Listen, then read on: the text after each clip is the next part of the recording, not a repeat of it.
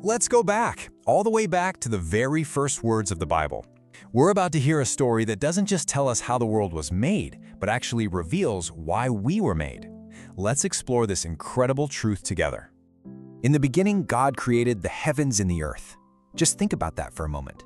Before anything we can possibly imagine, before light, before time, before a single star, there was God.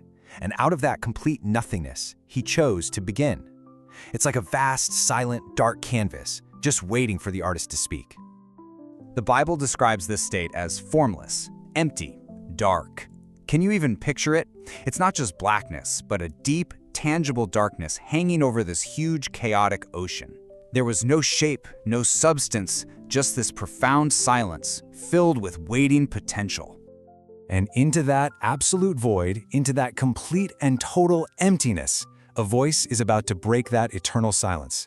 And this is a voice so powerful that its very words are going to shape reality, build entire worlds, and breathe life into existence.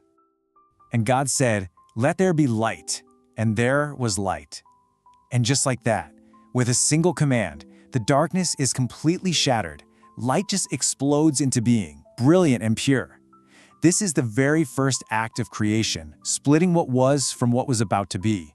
The first day doesn't dawn because of a star, it dawns because of the very word of God. What comes next isn't chaos at all, it's a divine, deliberate, and beautiful process. You know, over the next 6 days, God doesn't just create, He architects, He composes. It's like we get to watch a master artist at work, carefully and lovingly bringing a masterpiece to life right out of His imagination. And notice the incredible order here. God is so intentional. He doesn't just throw things together. First, He separates the light from the dark, then the sky from the sea. Then He calls forth dry land. See what He's doing? He prepares the spaces first. It's only after the home is ready that He begins to fill it, with plants, with the sun and moon, with birds and fish, and finally, with animals and us. And time again, we hear this beautiful phrase, "And God saw that it was good." Now, this is so much more than just a quality check. This is the Creator of the universe pausing, stepping back, and just delighting in what He's made.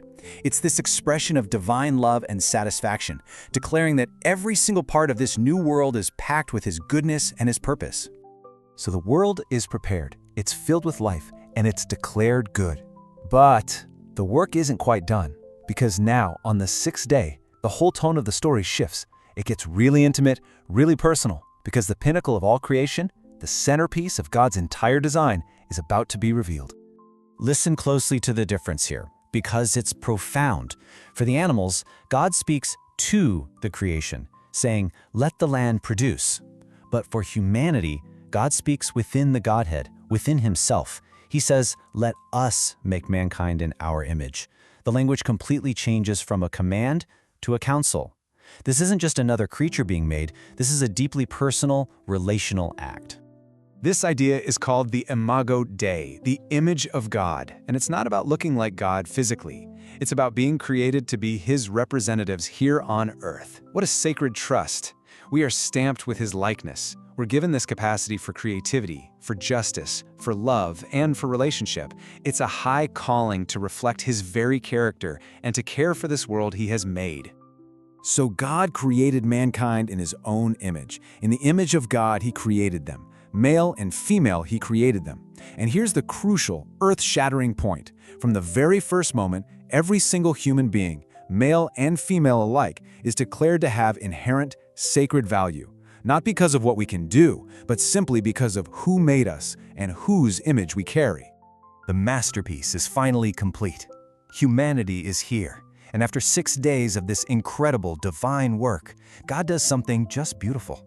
He moves from the work of creation to establishing the very rhythm of creation. He sets up this perfect pattern of work and rest. And on the 7th day, He rested. Now, it is so important to understand this. God didn't rest because He was tired. The all-powerful Creator of the universe doesn't get worn out. No, He rested because the work was finished. It was complete. It was perfect. His rest was a declaration that everything was just as it should be. And He blessed that day and He made it holy. The Sabbath isn't just some random rule. It's a gift that is literally woven into the fabric of creation itself. It is the divine invitation for us, His image bearers, to stop our own work, to cease our striving, and to trust that His work is enough, and to simply enjoy His presence and the good world He's given us. So you see, this huge, cosmic story of stars and planets and oceans, it isn't just a story about the distant past. It's the very first chapter of our story. It tells us who we are and why on earth we're here. It grounds our identity not in our successes or our failures, but in the intentional, loving act of a creator who designed us. Let's just pause on that for a second. When you really take in this incredible story of purpose and divine design, what is creation's call to you? How does knowing that you were intentionally and lovingly made, how does that change the way you see yourself and the way you see the world around you? I mean, the takeaways from this are absolutely life-changing. You are not an accident. You are created with a divine purpose. You're not just another creature. You are designed to reflect the very character of God Himself. Your worth isn't up for debate. You are valued beyond measure. And you are not meant for an endless grind. You are personally invited into His rest. And this reveals a truth that is still going on right now. All of creation, from the tiniest atom to the most massive galaxy, continues to this very day to shout the glory of its Maker. It's just like the psalmist wrote, "The heavens declare the glory of God, the skies proclaim the work of His hands." I really hope this story has filled you with a sense of wonder and just complete awe for our Creator. The story of our beginnings is one of breathtaking love and incredible purpose. Please join us next time as we explore what happens next in this perfect world, the story of the first choice and the beauty of the Garden of Eden.